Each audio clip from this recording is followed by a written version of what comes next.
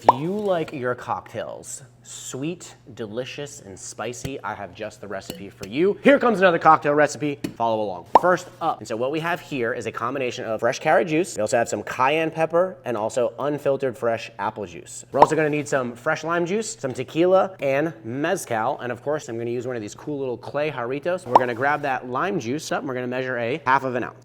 Grab the reduction I talked about, carrot, cayenne, and apple juice. We're gonna measure 1 ounce of this. And now we're going to split our main spirit between mezcal and tequila. So we're gonna do 1 ounce of each of these, okay? Really the most important is just using silver tequila in this recipe. Then we're gonna use some mezcal. We're gonna measure 1 ounce. Now, of course, we're gonna add some ice and give it a nice shake.